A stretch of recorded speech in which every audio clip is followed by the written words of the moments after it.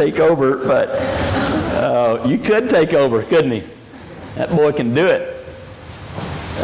So we're announcing this now so that before Thanksgiving, we'll have a couple of different days when we can collect what you feel led to give, okay? And Gary's right. If God doesn't say anything to you, don't give. But if He does, then just obey. And in our obedience, we learn to hear Him more, and we walk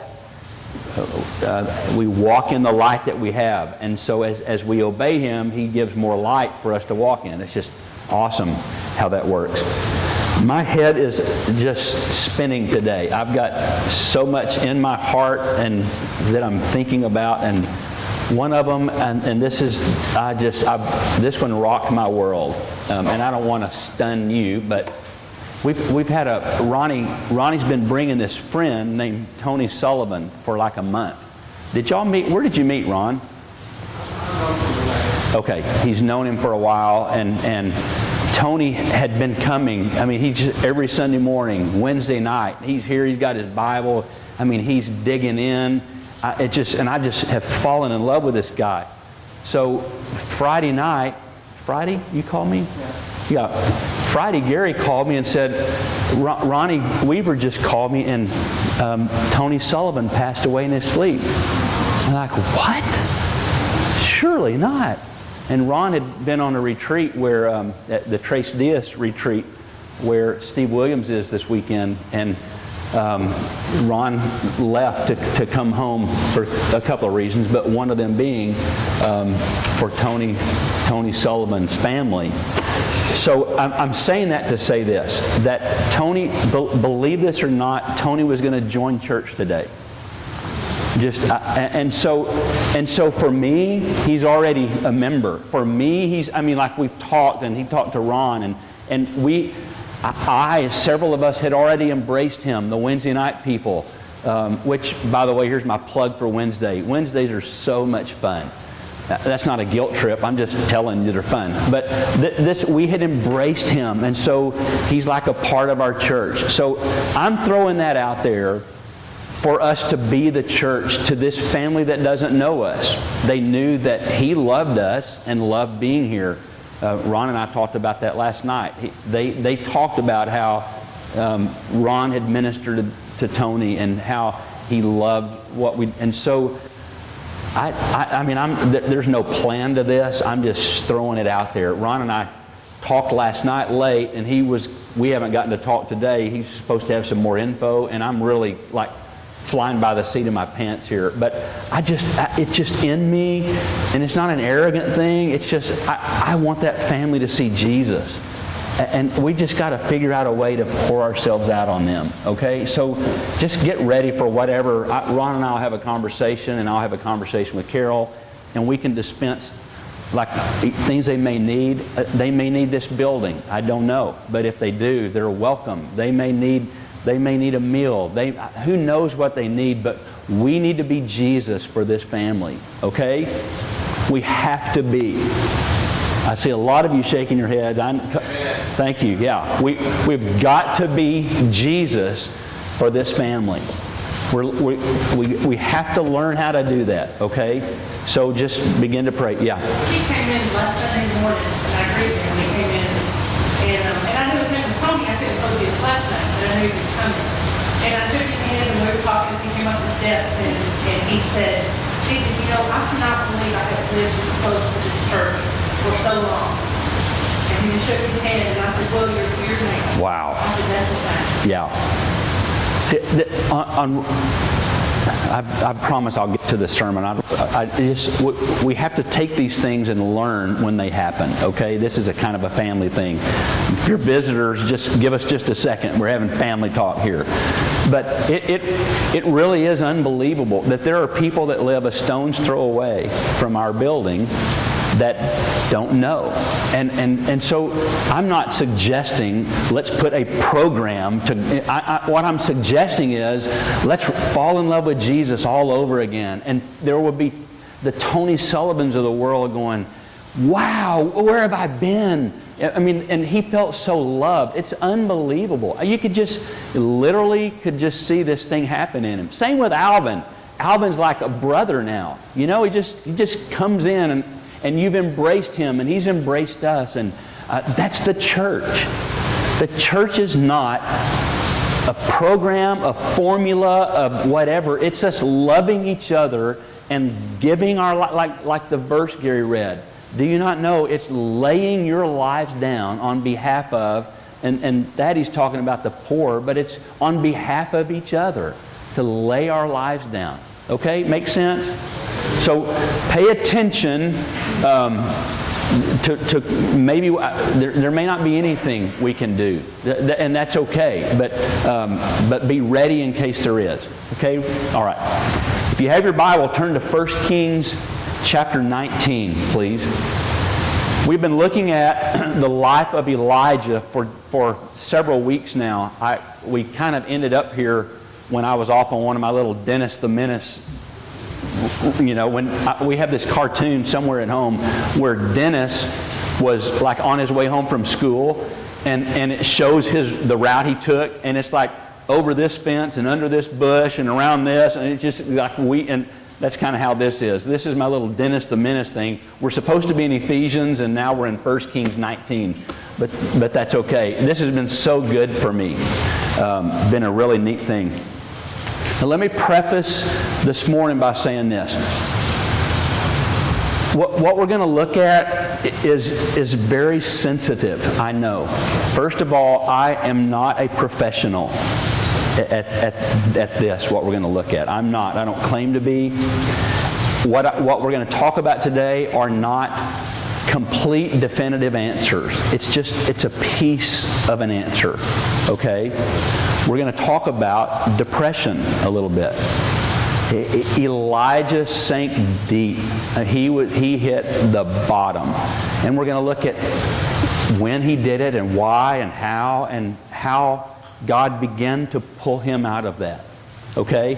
And like I said, I'm not a pro. I don't claim to be. But I want to throw this out there. And there are some in here where that is a medical issue. I totally get that. And listen carefully. Forgive us as a church. Not Charlotte Road necessarily, but churches do this, believe it or not. Just trust God. Can I say, without you getting real mad, would you please be quiet? I want to say shut up, but I know I can't do that. But we're so cruel sometimes.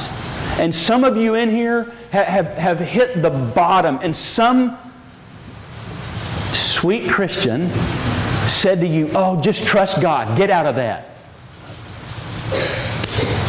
Shame on us. Really. There is a sense we have to trust God, but for some in this room, for some in your family, there is a medical deal that goes with that. I know that. I don't understand it all, but there is a real peace for some of you, a real peace that involves that. Now, that's not the total thing. And if you think it is, then that's as much trouble as you thinking that you can't at all. I mean, I know that's a seesaw, and I'm not trying to get into all that. I don't know the answer, but how I'm trying to introduce this is I want to be very sensitive to that issue because it's a real deal. Okay. So, I want to show you. This is just awesome. Okay, so here's the scoop in like 30 seconds. Elijah's this prophet. He's running around in camel's hair. He just lives in the country. He shows up one day. God sends him to King Ahab, and he says, "It is not going to rain. I'm calling on God. There's going to be a famine. It is not going to rain until I speak again." Because God was using this prophet to say, I am getting your attention. I'm getting the attention of this country to return to me. And so then he disappears. And he's not seen again for 3.5 years. He spends the first year beside this brook called Cherith, and every day the ravens fed him. And then the brook dries up, and God sends him to a widow's house.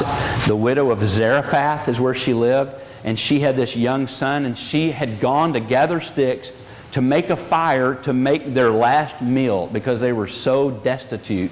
And she was making her last meal, and God had said to Elijah, there's going to be a woman there who I have sent to take care of you.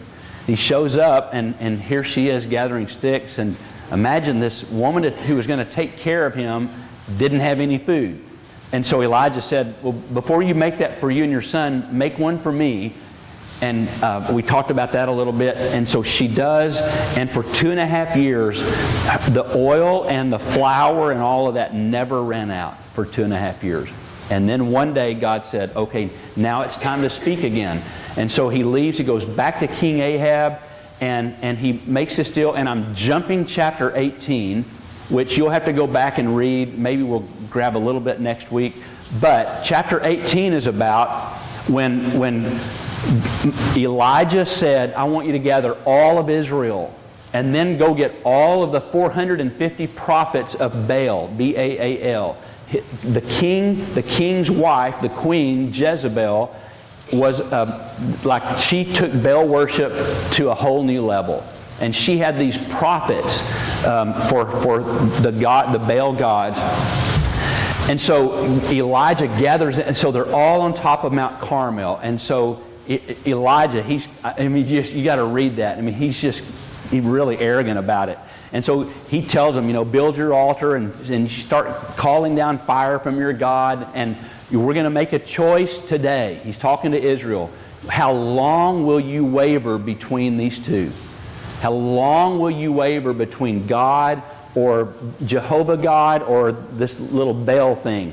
And so the Baals, they did their deal, and they brought their sacrifice, and they start dancing and chanting, and before the day's over, they're cutting themselves, and there's blood flowing, and their God, but there's no fire. And then Elijah, he takes his sacrifice, he prepares it, he makes an altar out of 12 stones to represent the 12 kingdoms, the 12 sons, the 12 tribes, thank you. And he sets up the altar, and then he goes, okay, now get some water. He pours water all over it until this whole trough around it was full of water. And then he prays, and the fire shows up. God sends a fire. And it says it consumed even the rocks. And so Elijah said, now it's going to rain. And he prays and prays. And this little servant, some believe that his servant was the widow's son. It's really interesting. But so finally the servant goes, I see a cloud the size of a fist. And Elijah knows, here it comes. And sure enough, it begins to rain. And just this awesome chapter 18. Well, so Elijah has the 450 prophets killed. Well, that did not set well with Jezebel. Okay? She's ticked now. And so here's chapter 19. Now Ahab told Jezebel everything Elijah had done, and now he had killed all the prophets with the sword. Notice he didn't mention God did this. There's what. So Jezebel sent a messenger to Elijah to say, may the gods deal with me, be it ever so severely, if by this time tomorrow I do not make your life like that of one of them. So she receives the news of the slaying of her prophets, and her fury knew no bounds. She went postal. She just goes off. Okay, her reputation as a priestess of Baal worship was at stake. Her identity as a queen. All of these things are going through her head, and doubtless she meant every word of her threat, and she intended to punish him severely. The essence of her message was that as he had done to her prophets, the next day she was going to do to him. So one of my questions, and maybe we'll get there, maybe we won't, is why did she give him notice? I mean, she's never done that before. She gives him a head start. Okay. That doesn't seem like her. Maybe it was to frighten him away so she could kill him privately. Because, remember now, when fire fell, all of Israel was around. And now there's this, at least they're entertaining again this notion of Jehovah. And so if she kills, I mean, there's a lot to lose. There's just so many things. Sounds like the political thing in our, there's just so much going on. And she's like walking on eggshells or whatever. So the people are puzzled at what just happened, and there's this great interest, there's this buzz about Elijah, and maybe it's because if she knew if she did that, it might really propel them even more toward returning to Jehovah, or whatever. It could backfire. Okay, verse 3. Elijah was afraid and ran for his life. What? Seriously? Elijah was afraid and ran for his life, Janet? I mean, here's this guy. He had just taken on 450 prophets. He slew them with his own sword. I mean, he'd been running around the country, and now he's afraid of a woman? And no offense, ladies, but it's like, Brenda, there's the face. I'm playing. He's afraid of this woman. I mean, look, can you imagine? He's afraid and runs for his life. This prophet, who 3.5 years earlier walked out of oblivion and straight to the king and boldly goes, hey, it's not going to rain again until I say so. I mean, there's no fear at all in that. And all of a sudden, this guy's like cowering before Queen Jezebel. He's running from the threats of this single woman. The champion of the morning is now the coward of the evening. Yesterday, this guy was so strong in his faith, nothing could shake him. Nothing would rattle him. Nothing. He was immovable. And today he's trembling. Lady, I'm not picking on you, ladies. I'm really not. But he's trembling before a woman today. What happened? I asked myself, was like, what happened? What was going on in his mind that made his fear run so high that he would leave Jezreel? Okay, back to 3. I'm getting ahead. I need to read this. Elijah was afraid and ran for his life. When he came to Beersheba in Judah, okay, he's in Jezreel, which is a northern part of the country, and Beersheba is all the way down. There's so many different views. It's between 85 and 100 miles away. He takes off running from her, and he walks, runs, whatever, 85 to 100 miles to Beersheba. In Judah, and he left his servant there, and then he goes another day's journey into the desert. Okay, so he's already gone 100 miles basically, and now he goes another day, even deeper away. He comes to a broom tree. He sat down under it and prayed that he might die. I have had enough, Lord, he said, take my life. I am no better than my ancestors. And then he lay down under the tree and fell asleep and hoped he wouldn't wake up. How did he get there? We're going to talk about that.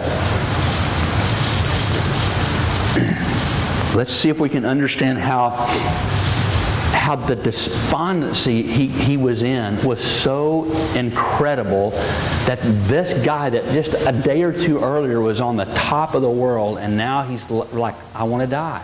I've had enough.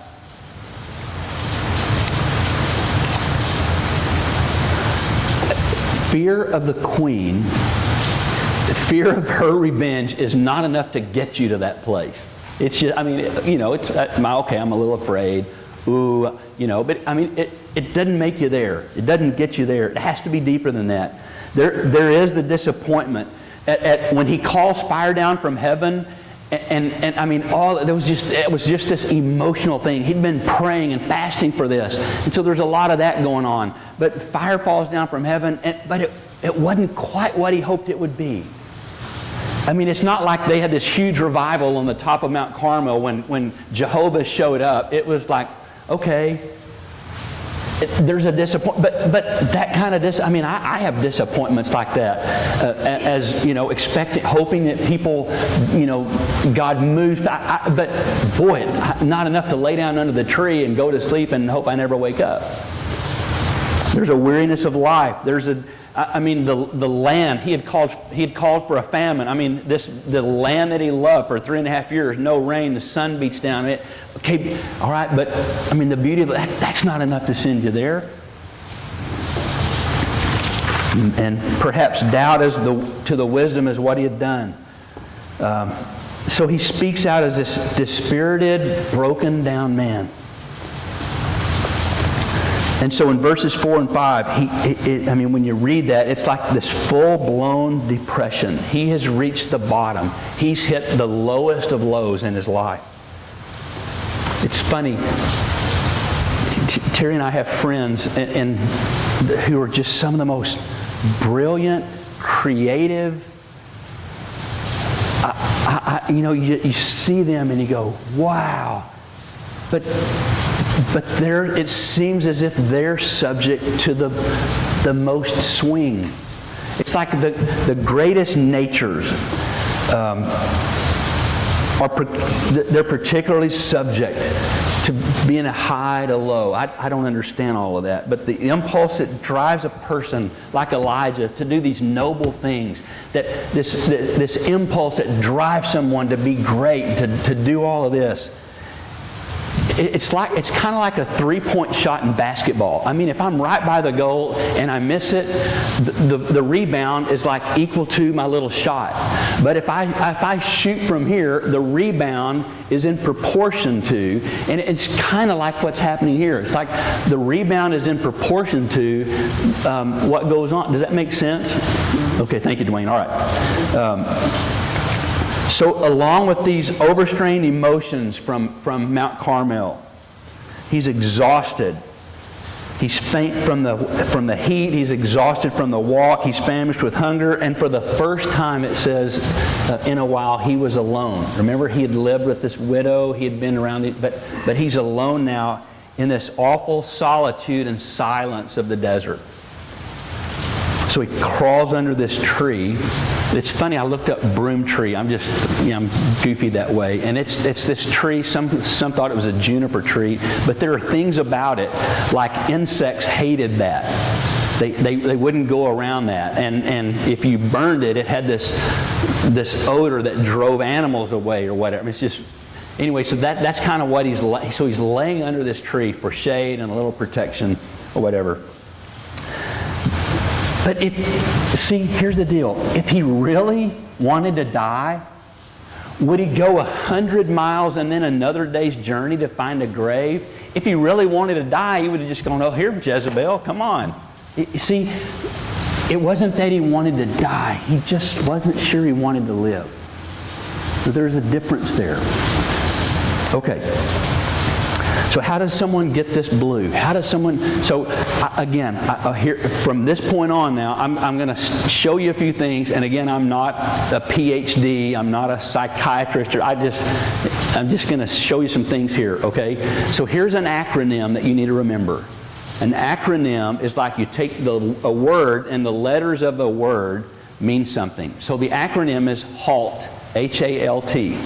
All right? So remember this. Just remember this.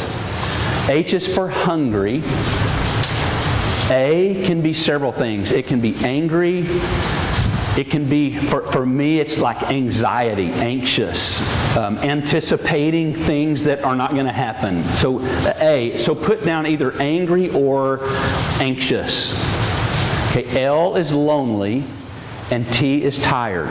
Hungry, angry or anxious, lonely or tired. You got to remember that.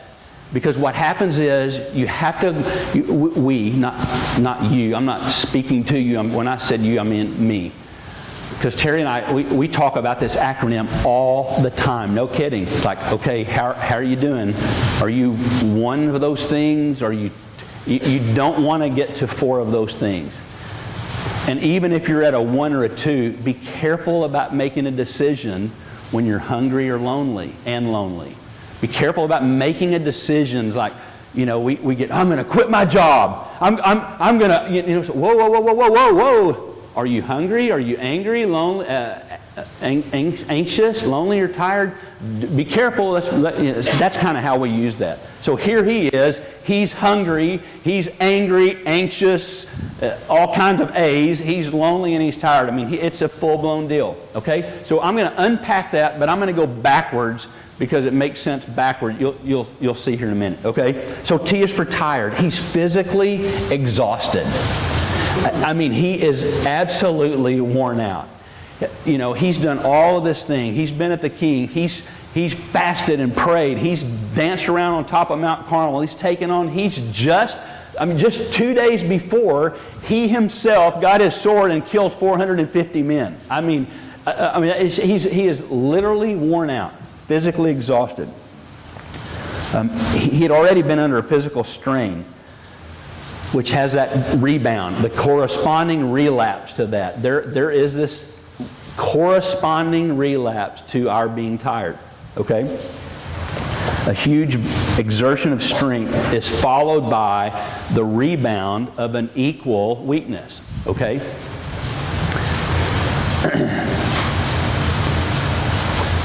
Here's where you just, okay, I'm not a science guy, but there is a relationship between our body, our physical body, and our spirit. If something is going on with my body, it affects other things in my life. Does that make sense? I won't go into this, but after one of our children were born, Terry, because this childbirth and all of this, it's like, whoa, it takes a while to rebound. So there's this physical thing that affects us in other ways. And so we at our, again, this is just me, okay? I'm just trying to be very practical. And some of you are going, where did you get off on all that? Here's my deal. If this doesn't walk itself out, I'm not going to speak. The Word of God has to walk itself out for me. It just has to. It's not like this formula. It's not like this. It's practical. It is practical. And so for us, we really, Terry, we watch what we eat. It's important that, I was teasing her today. I had this 50 sprouted grain bread with, not 50, a bunch. Sprouted bread with almond butter and maple, and I still have cotton mouth from that. And then this cherry drink for my, what was that for? You're not going to tell me? What's the cherry for? Oh, it's for my cramps. I'm going to bring you some cherry juice, Michael. Michael and I we're talking this week about, man, my legs are cramping. Mine too. I woke up in the night, it was like a pointer dog. I was so stiff. It's cherry juice, and I'll bring you a drink tomorrow. All right. It's just cherry and then all this green drink that's got hay and alfalfa, and it does. Okay.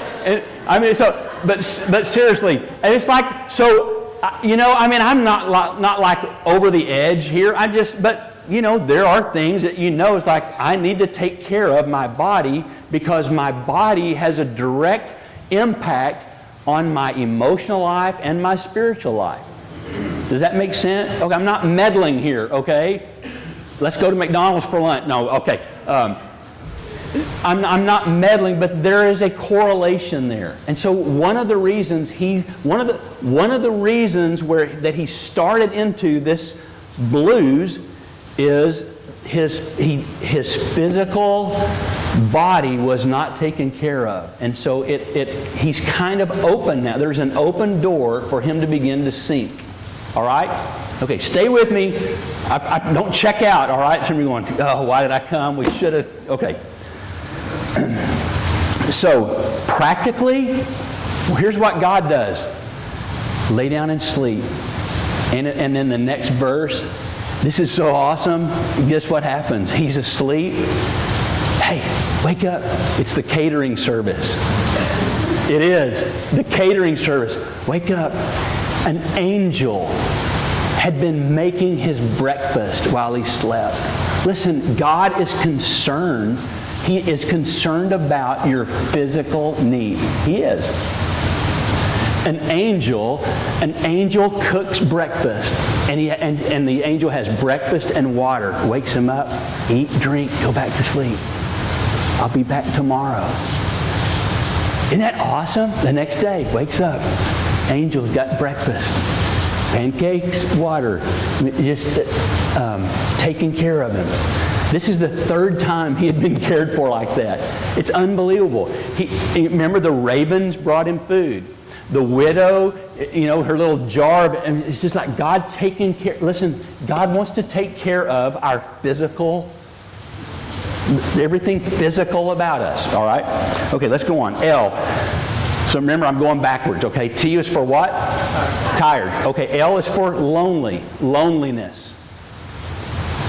Isolation. I remember watching what was the name of that show? I forget what the show was called. One of the things on Sunday night.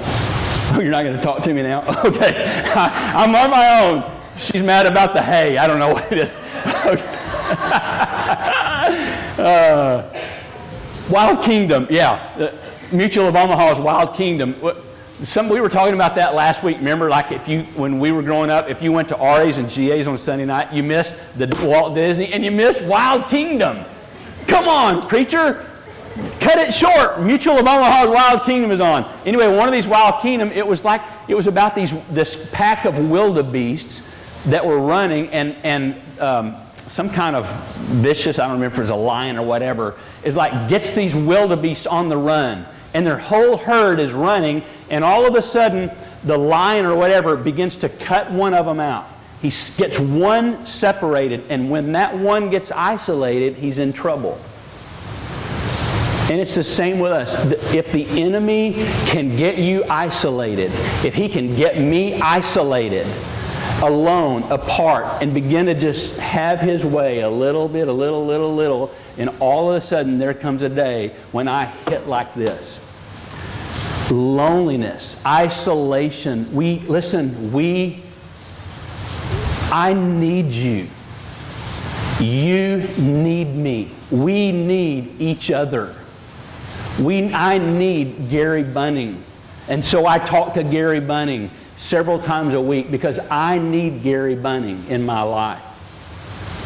Anita Winstead needs me in her life. That's why she texted me these horrible texts the other day. She made fun. There's this DVD going around of this party from back in the late 1980s. Yeah. And I have this mullet, it looks like.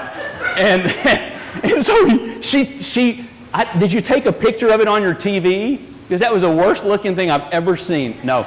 So she's playing her video at home. She and Eddie are just, look at Bobby and Terry. And so she takes a picture of her TV and then texts it to me. And some goofy thing, ha, ha, ha, or something like that. And then, I text her back, and then she texts me again and makes fun of me about my proposal to Terry for our wedding. I just okay. No, I'm playing. But we need each other. We need to laugh. We do. We need to laugh. We're just so judgmental, and we push each other away, and we keep each other in isolation. What's wrong with us? I need you. You need me. And if we don't settle this, we're going to put ourselves in the L. He was without the companionship and sympathy of those around him who could share his labors, his perils, his trials, his trouble. There weren't around. We need those. That's why I'm saying Tony Sullivan's family, they don't even know us yet, but they need us. They do. So that they're not in isolation. They need to be bombarded with the love of God through His people. Okay? All right. So it's a single-handed conflict that he's involved in. And there's no one to stand beside him. There's no one he can trust. So It was hard to carry on this with this difficult conflict with nobody to walk with him. Okay, be careful that you don't get isolated or alone, okay?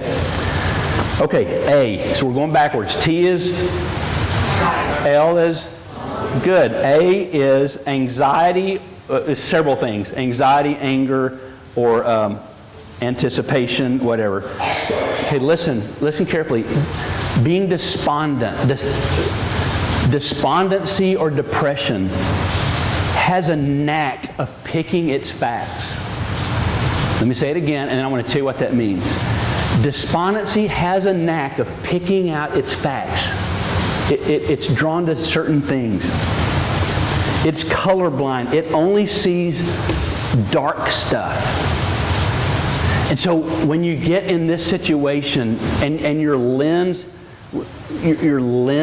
your filter, whatever you want to call it, when you get into it, you begin to see everything through this filter that only lets you see the worst. And all of a sudden, everything's horrible. And it's not, but because you're seeing it, because despondency has this knack of picking what it wants to see, and all of a sudden, everything is colored that way. And his fears ran so high that he imagined the absolute worst. Listen to him. I'm no better than my ancestors. I've had enough. I was like, really? Wow. All of these things kind of complicated themselves. And it's like this train got going and it couldn't be stopped emotionally. Doubt paralyzed him. He could face his visible foes. He's up there hacking away at 450 prophets. He could face those, but he can't face what's going on inside. It's this feeling of despair. He couldn't hold his own. I am a quote person. Golly, I'm running out of time. Let me read you something. I won't read them all. I don't have time. Okay. I'm playing. They're not all. There's just a few in here. Okay, listen to some of these. These are good. If you want a copy of these, I'll get them to you, okay? Panic is a sudden desertion of us and a going over to the enemy of our imagination. Beauvais. Shakespeare said, present fears are no less than horrible imaginings. Elijah's imagination just began to run wild. She's after me. Everybody's after me. It was just... this guy named Edward Burke wrote in